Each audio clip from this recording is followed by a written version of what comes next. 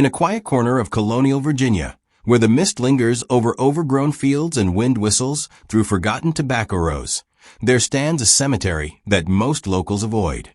Not because of ghost stories, though there are plenty, but because of something far stranger. 5 identical headstones stand in a perfectly straight line beneath the gnarled branches of an ancient oak. Each stone bears a single name, Aldemore, and each records the death of a son at exactly 21 years old.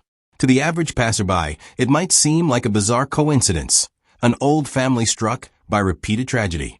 But historians and those who know the region's darker past understand that these graves are not simply memorials. They are evidence, silent testimony to something much more sinister. This mystery remained buried for nearly 300 years, passed off as an unlucky legacy of a once powerful plantation family. That changed in 1987, when construction workers renovating a courthouse in Henrico County stumbled upon a locked trunk sealed behind a false wall. Inside were official documents, diaries, and birth records tied to the Aldemore family of Ashwood Manor. What they found unraveled one of the most disturbing family crimes in early American history. At the center of it all stood Edmund Aldemore, the patriarch of Ashwood Manor. To his neighbors, he was a wealthy tobacco baron, a devoted husband, and a strict but loving father. To his family, he was the iron-willed ruler of a massive estate. But behind closed doors, Edmund was something far more terrifying, a man who believed that his sons, his own flesh and blood, posed the greatest threat to everything he had built. And he was prepared to eliminate them one by one. The reason was the law. In Colonial, Virginia, inheritance laws were brutally clear. Once a son turned 21, he automatically gained legal rights to his father's property. No court battles. No permission needed. A father could try to disinherit a son, but only through a public legal process that risked scandal, exposure, and the family name. Edmund couldn't accept that.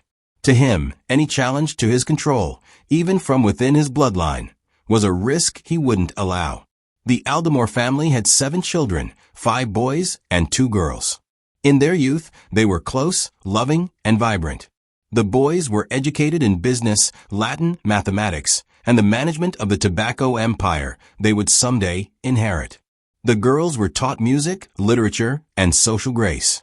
Their mother, Constance, was a woman of compassion and intellect, encouraging her children to be curious, kind, and independent.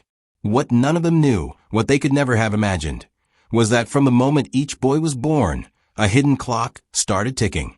Edmund had marked their futures not with celebration, but with expiration dates. When the first son, William, turned 21, Edmund orchestrated what looked like a tragic accident in a barn. A stack of heavy tobacco barrels collapsed on him during a routine inspection. No one questioned it. But when the second son died at 21 in an equally suspicious event, whispers began. And when a third followed, then a fourth, the pattern became impossible to ignore. Still, it wasn't until that courthouse trunk was opened in 1987 that the full horror came to light. Inside were letters, ledger entries, and a personal journal filled with coded messages and architectural diagrams, each one detailing how and when Edmund planned the deaths of his sons.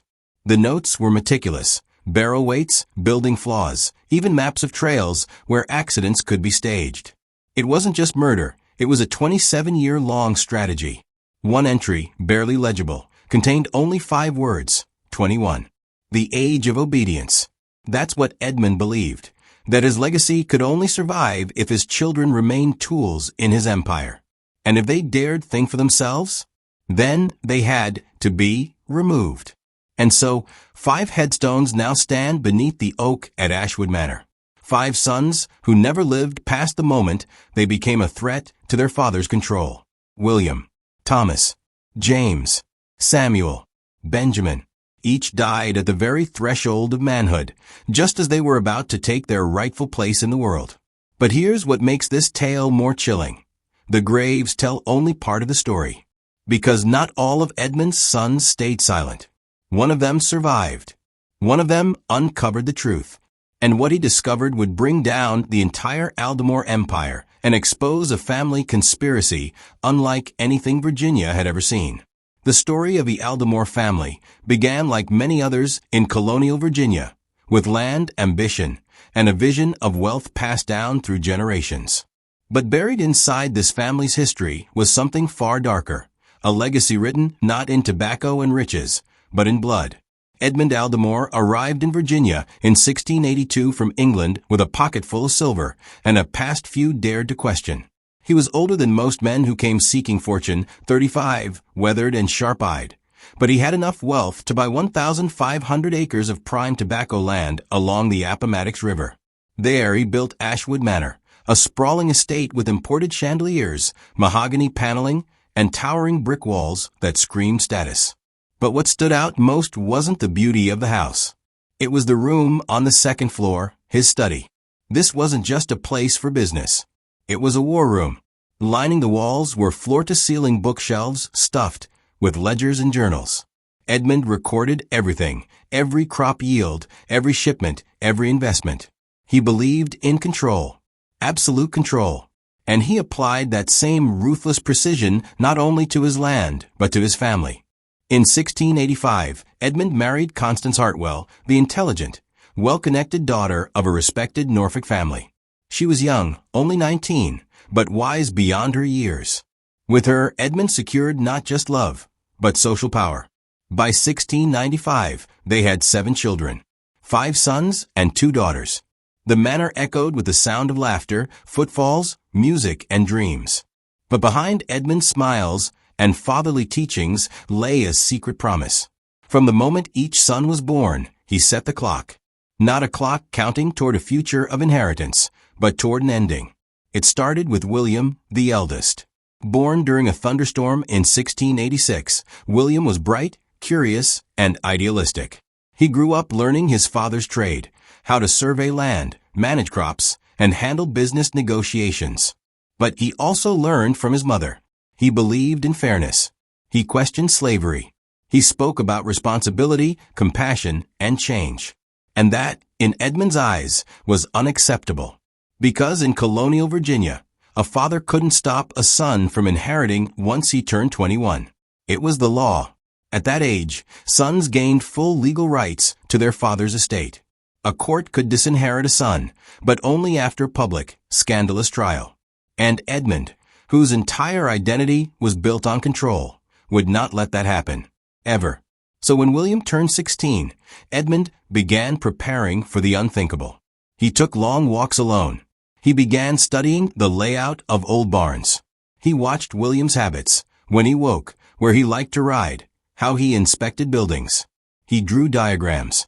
He made notes in a separate journal, written in code and locked away in a secret compartment of his desk. Then came April 15, 1707, William's 21st birthday. The manor was filled with excitement. The entire county had been invited to celebrate the young heir. A feast was being prepared, the dining hall decorated with fresh roses and imported sugar cakes. But that morning, Edmund approached William with what seemed like a simple fatherly request. "Come with me," he said. "There's something wrong with the old tobacco barn. I want you to inspect it with me, just like a future owner should." It was a lesson, William thought. One final father-son bonding moment before he became a man in the eyes of the law. But it wasn't a lesson. Inside that barn, Edmund asked William to climb a stack of old tobacco barrels to check a support beam. William did as he was told, obedient, trusting, proud to prove himself. Then Edmund pushed. The barrels crashed to the ground in a thunderous explosion of wood, iron hoops, and dust. William never had a chance. His body was crushed instantly, silenced beneath the very tobacco that built the Aldemore legacy. Edmund waited before calling for help. Then, screaming and sobbing, he ran back to the manor. Help. William's been hurt. It was an accident. No one questioned him. The beams were old. The barrels heavy. It was the kind of tragic misfortune that could happen to any family. William was buried 3 days later under a headstone commissioned by Edmund himself. William Edmund Aldemore, beloved son, 1686 to 1707. Age, 21. The guests wept. The family mourned. But Edmund? He stood still, lips unmoving, counting. 14 years, he whispered, glancing at his second son, Thomas. 12 years. 10 years. 8. He had done it once. And he would do it again. Because in Edmund's eyes, his empire was worth more than any child's life. What no one knew yet, not Constance, not the other children, not the household staff, was that Edmund had just perfected his method. William was only the beginning. After William's accident, Ashwood Manor changed. The house that once rang with laughter and life grew quiet.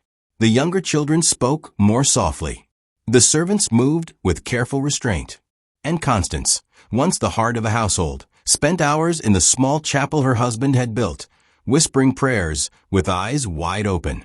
Only Edmund seemed unchanged. He grieved in public. He spoke lovingly of William.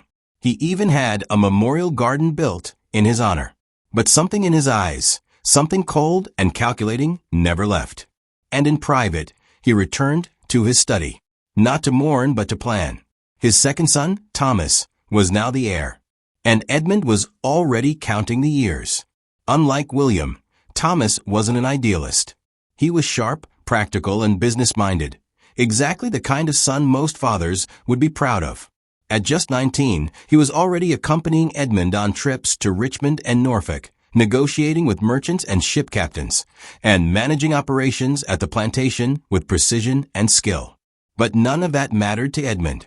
Thomas, like William before him, had started to think for himself. He had ideas. He questioned efficiency. He even suggested changes to how the plantation treated its enslaved workers, not out of morality, but because healthier workers were more productive. Still, to Edmund, any deviation from his authority was dangerous.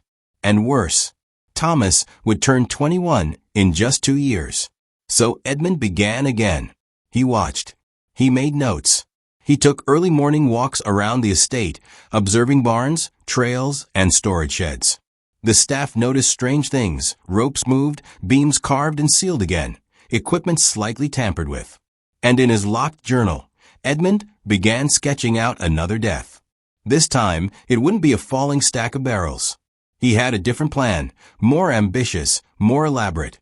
It would look like a robbery. A few months before Thomas's birthday, Edmund began spreading a rumor. A Dutch tobacco buyer was arriving in Richmond, offering top prices for Virginia crops. It was the perfect bait.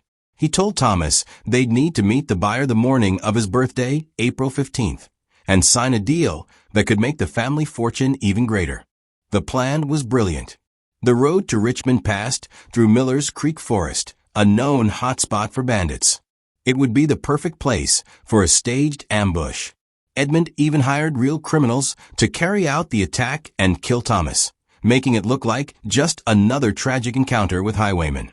But this time, someone was watching. Martha Henley, the head housekeeper, had seen too much. She had glimpsed the coded journal. She had noticed how closely Edmund studied Thomas. And she remembered William's death too well. So she confided in the one person who might listen, Dr. Marcus Fairfax. Dr. Fairfax had been there the day William died. He had seen Edmund's reaction, or lack of it. He had also started to wonder about the pattern. When Martha told him her suspicions and showed him what little evidence she had, he believed her. Together, they formed a plan to protect Thomas. Fairfax gathered a few trusted allies and positioned them along the road to Richmond. Martha would keep a close eye on Edmund from inside the house. And Constance, now fully aware of the danger, would do everything in her power to keep Thomas within reach. But Edmund had been planning this moment for over a year. He was ready. On the night of April 14th, he approached Thomas with urgency. "We must leave before dawn," he said. "This deal can't wait." Thomas, ever practical, agreed. He was disappointed to miss his birthday celebration, but he understood the stakes. What he didn't know was that he was riding toward a trap.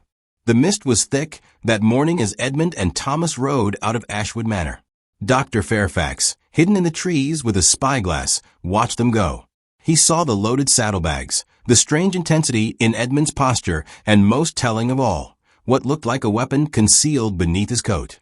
The ambush site was just 5 miles away. But as the forest thickened and the horses began to grow restless, Thomas felt something was off. "Father," he said quietly, "the horses, they're uneasy. Do you think we're being watched?" Edmund waved him off. "Nonsense.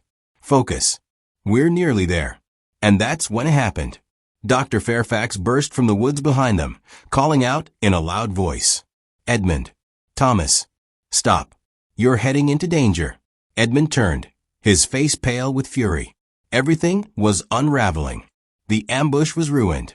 The plan, perfectly laid, was collapsing. Still, he tried to play it cool, questioning the doctor's story, brushing off the warning. But Thomas, growing more suspicious with every word, asked a question Edmund couldn't answer. "If this Dutch buyer is real," he said, "why haven't our contacts in Richmond said anything?" The silence that followed was louder than any gunshot. Edmund's eyes changed. Gone was the concerned father. In his place stood a man with nothing left to lose. He reached for his pistol. But Thomas was faster. He leapt from his horse just as the shot rang out. The bullet ripped through his coat, missing his chest by inches. And before Edmund could fire again, Dr. Fairfax charged forward on horseback, knocking the gun from his hand. Within moments, more allies arrived, surrounding Edmund. He was caught, exposed, cornered. Still, he didn't deny what he had done. "I built this family," Edmund said coldly, "and I alone will decide who inherits it." But the truth was out. William's death had not been an accident. And now Thomas, the son who survived, was ready to fight for justice. Because what the family and the colony uncovered next wasn't just the story of a murderous father. It was the discovery of a carefully built conspiracy, one designed to survive even without its creator. Back at Ashwood Manor, Dr. Fairfax and the family searched Edmund's private study, where for years he had hidden secrets behind imported mahogany and locked drawers. Behind one panel, they found the journal. It was bound in fine leather, its pages yellowed with age and written entirely in code. It took time to decode it, and when they did, the horror deepened. The journal wasn't a diary. It was a blueprint for generational murder. Inside were diagrams of buildings, pressure calculations, rig traps, and death dates.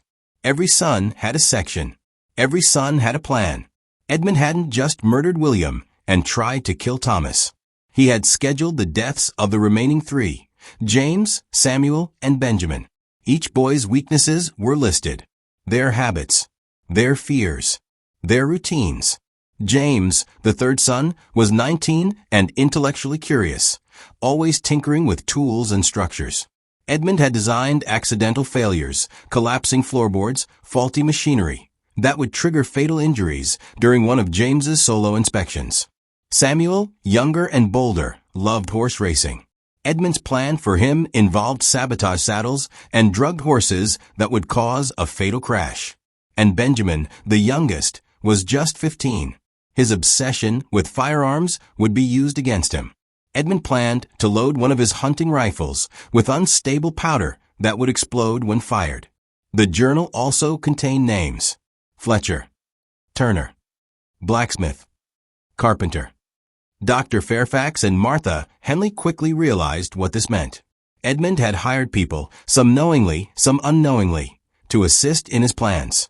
They had crafted rigged tools, modified gear, and weakened structures. Many thought they were making improvements or repairs. In truth, they were unknowingly helping a father stage fatal accidents for his children. This wasn't just a personal vendetta. It was a network. And it wasn't over. Edmund, now imprisoned, was disturbingly calm. He didn't deny anything. In fact, he seemed proud of his work. But she didn't stop there. She ensured they were paid, educated, and given the option to remain on the land, not as property, but as free workers. This move shocked Virginia's elite and cost the family a large portion of their fortune. But Constance didn't care. She was determined that the Aldemore name would be remembered not for horror, but for healing. Martha Henley, the loyal housekeeper who had risked everything to expose Edmund's crimes, was granted her freedom too. Not only that, Constance appointed her as the estate's head of security. No one knew better how to recognize hidden threats, coded behavior, or concealed intentions. And no one was more committed to keeping the children safe. Thomas, forever changed by his near-death experience and the betrayal of the man he once called father, never married. He spent the rest of his life ensuring that no other family would suffer what his had. With the help of Dr. Fairfax, he established the Aldemore Foundation, the first colonial organization dedicated to investigating suspicious deaths within prominent families. The foundation documented dozens of cases where accidents conveniently removed heirs, wives, or siblings. And through their work, they helped pass reforms that made it harder for powerful men to secretly control life and death. James, the third son, the one Edmund had planned to kill with rigged machinery, became a lawyer. He specialized in inheritance law, fighting to make sure no parent could ever again manipulate their family with the law as a weapon. Samuel, who had nearly died from a sabotaged saddle, used his voice to campaign for early domestic safety laws. He created Virginia's first formal process to investigate deaths inside the home, especially when wealth was involved. Benjamin, the youngest, once a child obsessed with hunting and firearms, chose a path of protection. He entered the military, devoting his life to shielding the vulnerable, especially children, from predators who looked like protectors. The girls, Margaret and Catherine, though never targets themselves, were deeply affected by what they saw. Margaret became a champion for women's rights in a time when women had almost none. She argued that mothers and daughters needed protection from abusive patriarchs, not just respect. Catherine founded the region's first schools and shelters for children endangered by their own families. And Constance? She lived until 1759. She never remarried. When asked why, she would often respond with a sad, steady gaze and say, "Because sometimes monsters wear the face of the man you love." Ashwood Manor was eventually sold. The new owners, aware of its history, often claimed it was haunted. Locals whispered of ghostly voices near the old tobacco barn. But those who knew the truth understood. The real haunting wasn't in the walls. It was in the records. Because Dr. Fairfax preserved everything: Edmund's journals, the tools, the blueprints. They were archived, sealed, and eventually became part of the Virginia Historical Society's earliest records on domestic crime. Today, those files are studied by criminal psychologists and historians alike as one of the first documented cases of family annihilation, driven not by madness, but by control. And in the family cemetery, 5 graves still sit beneath the old oak tree. Only one of them is filled. William Aldemore, murdered by his own father for daring to think differently. Beside him, 4 empty plots remain. Plots that Edmund prepared for his remaining sons. They were meant to be graves. Instead, they became reminders. Reminders that even the most carefully designed evil can be undone by truth, and that legacies built on blood can still be rewritten by courage.